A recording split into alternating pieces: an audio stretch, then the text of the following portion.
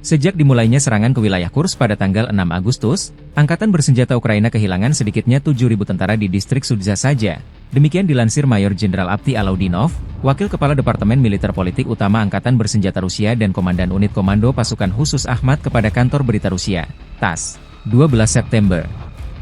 Sejak dimulainya operasi di Kursk ini, musuh diperkirakan telah kehilangan sekitar 7.000 tentara di zona tanggung jawab kami, distrik Sudzha, saja, kata Alaudinov.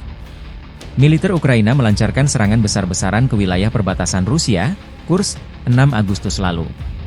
Kementerian Pertahanan Rusia melaporkan pada 11 September selama operasi tempur di wilayah Kursk, Ukraina kehilangan lebih dari 12.200 personel, 96 tank, 42 kendaraan tempur infanteri, 77 pengangkut personel lapis baja, 656 kendaraan tempur lapis baja, 401 kendaraan bermotor, 90 senjata artileri, 26 sistem roket peluncur ganda, termasuk 7 peluncur roket HIMARS dan 5 M270 MLRS, 8 sistem rudal permukaan ke udara, 2 kendaraan pengangkut pemuat, 22 stasiun peperangan elektronik dan 7 stasiun radar anti baterai, 2 sistem radar pertahanan udara, 8 kendaraan teknik, diantaranya 2 kendaraan pembersih rintangan dan 1 kendaraan pembersih ranjau UR-77.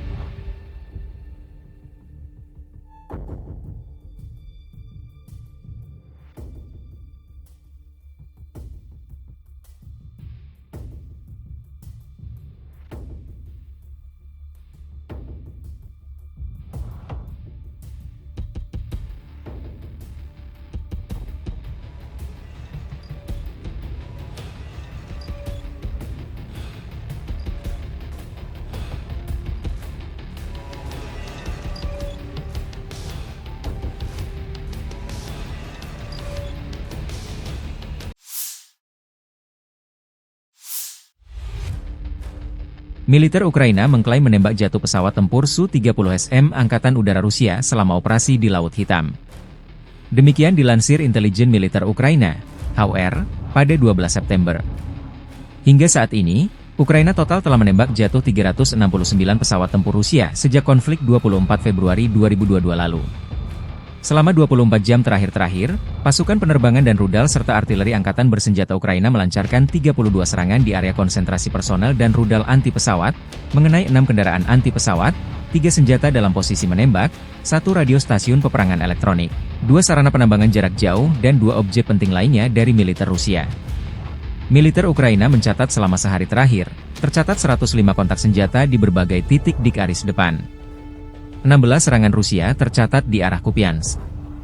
Pasukan pertahanan berhasil menghalau serangan musuh di dekat Lozova, Sinkivka, Lushkivka, Stelmachivka, dan Andriivka.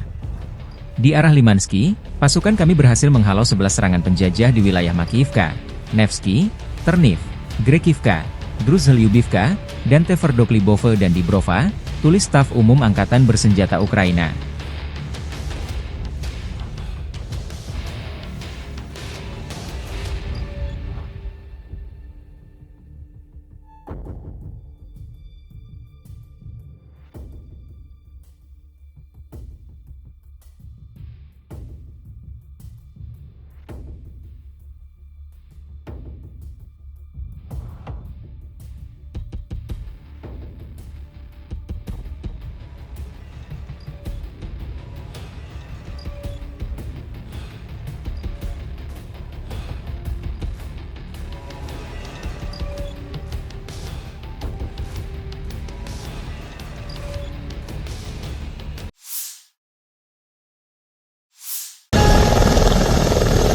Helikopter Mi-28NM Rusia menghancurkan personel dan kendaraan lapis baja Ukraina di wilayah perbatasan wilayah Kursk. Helikopter Mi-28NM milik penerbangan militer melakukan serangan terhadap konsentrasi personel dan kendaraan lapis baja Ukraina di wilayah perbatasan wilayah Kursk. Helikopter tersebut menembakkan roket ke target musuh yang dikonfirmasi dan kembali dengan selamat ke pangkalan. Demikian pernyataan resmi militer Rusia 12 September. Tim pengintai merekam pemusnahan personel dan kendaraan lapis baja Ukraina. Helikopter Mi-28NM adalah versi modern dari Mi-28N, Night Hunter, yang dirancang Rusia untuk memenuhi kebutuhan tempur di segala cuaca dan kondisi medan. Helikopter ini dilengkapi dengan sistem avionik canggih yang memungkinkan navigasi dan serangan yang presisi, bahkan di malam hari atau dalam cuaca buruk. Salah satu fitur unggulannya adalah radar H025 dengan jangkauan 360 derajat, yang memungkinkan deteksi target dari berbagai arah. Selain itu, Mi-28NM memiliki kokpit tandem berlapis baja yang melindungi awak dari tembakan peluru dan serpihan peluru kendali. Dari segi persenjataan, Mi-28NM dilengkapi dengan meriam 30 mm yang terpasang di bawah hidung, serta dapat membawa berbagai macam senjata, termasuk rudal anti-tank, roket udara ke darat, dan bom berpemandu. Sistem senjata ini dirancang untuk menghancurkan target lapis baja, infanteri, dan bahkan pesawat musuh di udara. Mi-28NM juga dilengkapi dengan sistem perlindungan diri canggih, seperti alat pengacau inframerah untuk melindungi dari serangan rudal musuh. Performa helikopter ini ditingkatkan dengan mesin VK2500P yang lebih kuat, memungkinkan kecepatan maksimum hingga 300 km per jam dan daya angkut yang lebih besar. Dengan kemampuan manuver tinggi, Mi-28NM mampu beroperasi dalam misi tempur yang kompleks, mulai dari pengintaian hingga dukungan udara dekat.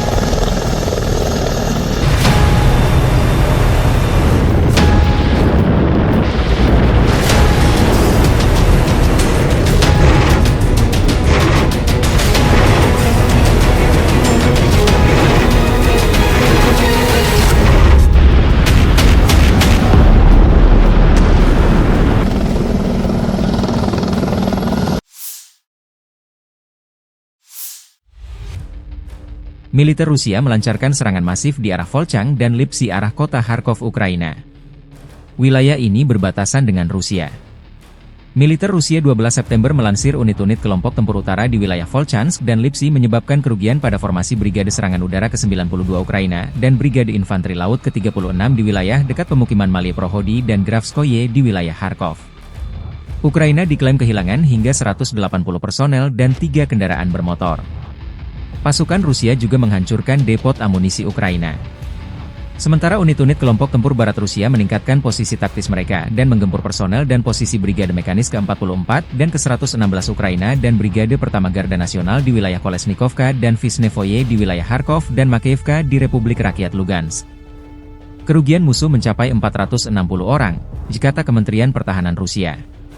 Angkatan bersenjata Ukraina kehilangan 1 kendaraan tempur infanteri Bradley buatan Amerika, 3 kendaraan, 2 kendaraan tempur Grad dan peluncur roket ganda Raksa 12 buatan Kroasia, 1 sistem artileri gerak sendiri 155 mm buatan Polandia Krab, 1 howitzer 155 mm buatan Amerika Serikat M198, 2 howitzer 155 mm buatan Inggris FN70, 1 howitzer 152 mm D20, dan 1 howitzer 122 mm D30. 1 stasiun peperangan elektronik Anklaven dan 4 depot amunisi hancur.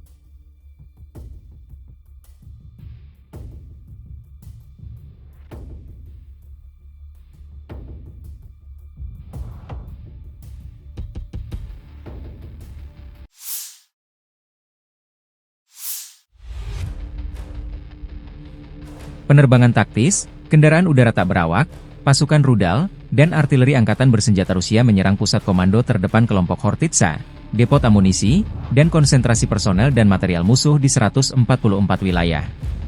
Pertahanan udara Rusia menembak jatuh 6 rudal taktis Attackams buatan Amerika Serikat, 9 bom udara berpemandu Hammer buatan Prancis, 2 roket HIMARS buatan Amerika, dan 57 kendaraan udara tak berawak sayap tetap.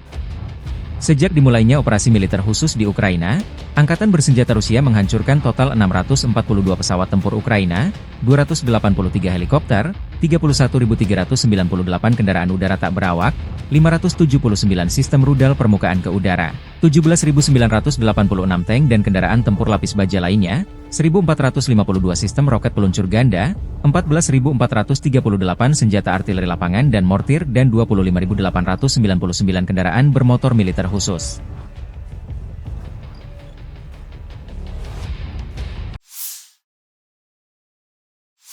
Подразделениями группировки войск «Север» на Липцовском и Волчанском направлениях нанесено поражение формированием 92-й десантно-штурмовой бригады и 36-й бригады морской пехоты в районах Малых Проходов и Графского. Вооруженные силы Украины потеряли до 180 военнослужащих и 3 автомобиля. Уничтожен склад боеприпасов. Подразделения группировки войск «Запад» улучшили тактическое положение и нанесли поражение живой силе и технике 44-й, 116-й механизированных бригад, 1-й президентской бригады в районах Колесниковки, Вишнева и Макеевки. Потери противника составили до 460 военнослужащих, боевая машина пехоты «Брэдли», 3 автомобиля, 2 боевые машины реактивных систем залпового огня «Град» Ирак СА-12, самоходная артиллерийская установка «Краб», гаубица М198, 2 гаубицы FH-70, орудие Д-20, гаубица Д-30. Уничтожены станция радиоэлектронной борьбы «Анклав-Н» и 4 склада боеприпасов. Подразделения группировки войск «Центр» заняли более выгодные рубежи и позиции. Нанесено поражение живой силе и технике 150-й механизированной, 68-й егерской, 142-й, 144-й пехотных бригад, 12-й и 14-й бригад Национальной гвардии в районах Дзержинска, Петровки, Покровска, Мариновки, Цикурина и Клебан-Бык. Отражены 3 контратаки. Потери противника составили до 510 военнослужащих, 2 бронетранспортера, боевая бронированная машина «Козак», 3 автомобиля, 152 мм гаубица МСТБ, 122 мм самоходная артиллерийская установка «Гвоздика», 2 122 мм гаубицы Д-30 и 100 мм пушка «Рапира». В результате активных действий подразделений южной группировки войск нанесено поражение 72-й механизированной и 79-й десантно-штурмовой бригад в районах Елизаветовки и Катериновки. Отражены 2 контратаки штурмовых групп противника. ВСУ потеряли до 655 военнослужащих, боевую машину пехоты, 3 автомобиля, 155 мм гаубицы М777, FH-70 и М198, 152 мм самоходную артиллерийскую установку «Акация», 3 орудия Д-20, гаубицу МСТБ и 105 мм орудие М119. Оперативно-тактической авиацией, беспилотными летательными аппаратами, ракетными войсками и артиллерией группировок войск Вооруженных сил Российской Федерации нанесено поражение передовому пункту управления группировки «Хортица», складу боеприпасов, а также скоплением живой силы и техники противника в 144 районах. Средствами противовоздушной обороны сбиты 6 оперативно-тактических ракет «Атак-МС», 9 управляемых авиационных бомб «Хаммер», 2 реактивных снаряда «Химарс» и 57 беспилотных летательных аппаратов самолетного типа. Сегодня ночью сорвана попытка захвата ВСУ самоподъемной буровой установки «Крым-2» газоконденсатного месторождения «Голицынское». В результате огневого поражения, нанесенного противнику, уничтожено 8 быстроходных лодок и более 50 военнослужащих сил специальных операций ВСУ. Подразделения группировки войск «Восток» улучшили тактическое положение, нанесли поражение формированием 72-й механизированной бригады и 118-й бригады территориальной обороны в районах Доброволья и Новодонецкого. Отражена контратака штурмовой группы противника. ВСУ потеряли более 110 военнослужащих, танк, 5 автомобилей, самоходные артиллерийские установки «Краб» и «Паладин». Уничтожен полевой склад боеприпасов. Подразделениями группировки войск Днепр нанесено поражение живой силе и технике 31-й механизированной бригады, 36-й бригады морской пехоты и 39-й бригады береговой обороны в районах Малой Токмачки, Садового и Тягинки. Потери ВСУ составили до 110 военнослужащих, 14 автомобилей, реактивная система залпового огня М270 МЛРС, 155 мм гаубица FH-70. Уничтожены станция радиоэлектронной борьбы «Анклав-Н» и 2 склада боеприпасов.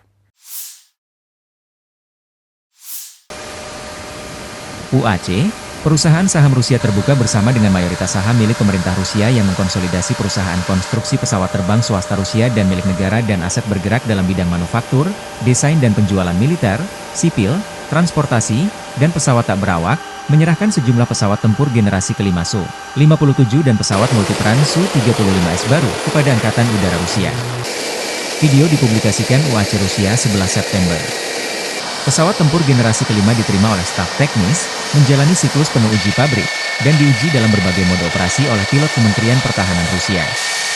Pesawat-pesawat itu mengudara ke lapangan terbang asal mereka. Kendaraan yang diserahkan kepada pasukan memiliki karakteristik performa penerbangan yang tinggi, yang diapresiasi oleh pilot kami. Su-57 dari batch berikut berada dalam berbagai tingkat kesiapan. Pesawat Su-35S juga berada pada tingkat kesiapan yang tinggi, dikata Wakil Direktur Jenderal Rostek Vladimir Artyakov.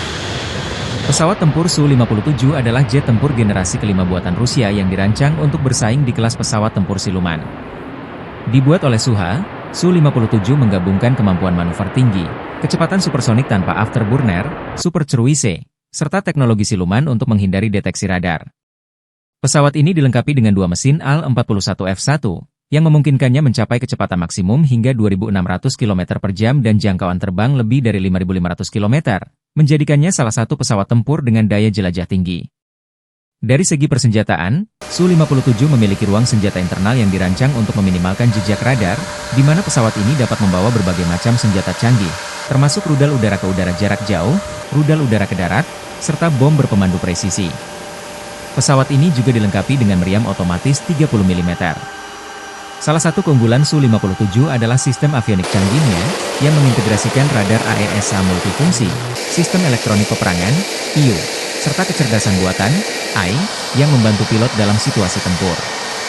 Fitur unggulan lainnya adalah kemampuan Su-57 untuk beroperasi dalam mode siluman, berkat desain aerodinamis dan bahan penyerap radar yang digunakan di seluruh badan pesawat.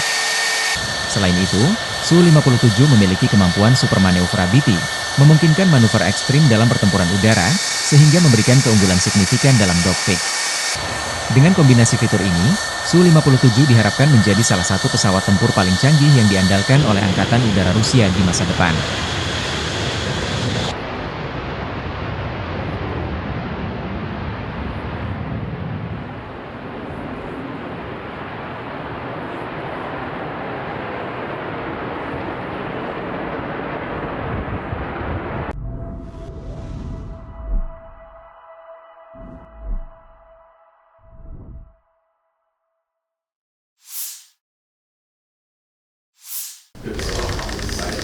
Kabar gembira bagi Ukraina. Amerika Serikat berjanji akan memberikan Ukraina bantuan kemanusiaan senilai $700 juta atau 10,8 triliun rupiah dengan kurs Rp15.555 untuk mendukung warga Ukraina yang mengungsi, jaringan energi di Ukraina, dan upaya pembersihan ranjau. Demikian pernyataan resmi Menteri Luar Negeri Amerika Serikat Antony Blinken di Kiev 11 September. Blinken dan Menteri Luar Negeri Inggris David Lammy tiba di Ukraina 11 September untuk bertemu Presiden Volodymyr Zelensky dan pejabat tinggi Ukraina lainnya. Amerika Serikat akan mengucurkan $325 juta untuk membantu memperbaiki infrastruktur energi Ukraina, yang memerlukan penguatan menjelang musim dingin dan harapan akan serangan Rusia yang baru. Paket tersebut juga mencakup bantuan kemanusiaan senilai $290 juta, yang akan mendukung jutaan orang di Ukraina dan wilayah sekitarnya yang terpaksa meninggalkan rumah mereka, kata Blinken. $102 juta lainnya akan digunakan untuk mendanai pembersihan ranjau kemanusiaan, untuk membantu membersihkan ranjau darat dan persenjataan yang belum meledak yang ditinggalkan Rusia di seluruh Ukraina, kata Blinken. Lammy juga mengumumkan paket bantuan serupa senilai 600 juta pound, $781 juta saat berada di Kiev. Bersama Amerika Serikat, kami berkomitmen untuk memberikan Ukraina apa yang dibutuhkannya untuk melawan invasi ilegal Rusia.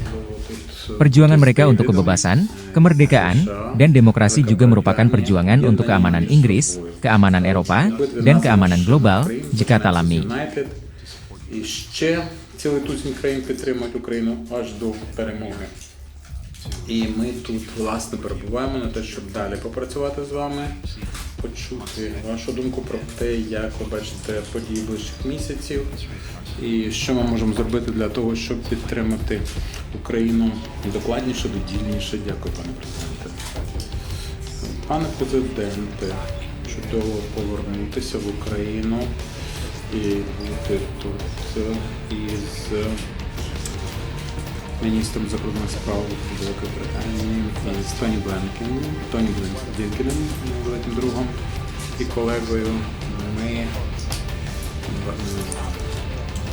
бачимо такий рідкісний випадок, коли міністр закордонних справ цих двох країн, секретарі, як називається в цих країнах зовнішніх справ, приїздять разом. Ми приїхали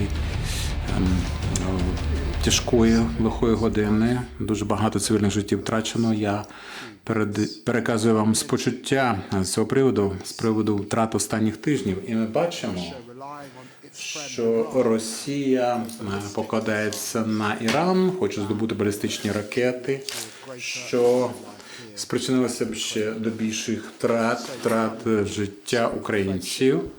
Отже, ми приїхали такої важливої пори. Ми послухати приїхали, поміркувати про стратегію ближчих місяців. Без сумніву, ми певні того, що Україна має виграти цю війну, перемогти російський імперіалізм. Саме тепер.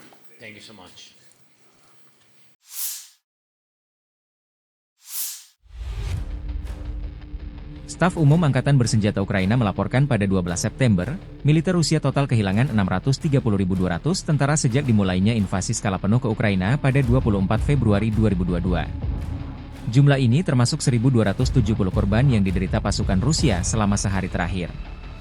Menurut laporan tersebut, pasukan Vladimir Putin juga total kehilangan 8.653 tank, 16.955 kendaraan tempur lapis baja, 24.481 kendaraan dan tangki bahan bakar, 18.009 sistem artileri, 1.184 sistem roket peluncur ganda, 945 sistem pertahanan udara, 369 pesawat terbang, 328 helikopter, 15.033 pesawat tanpa awak, 28 kapal dan perahu, dan 1 kapal selam.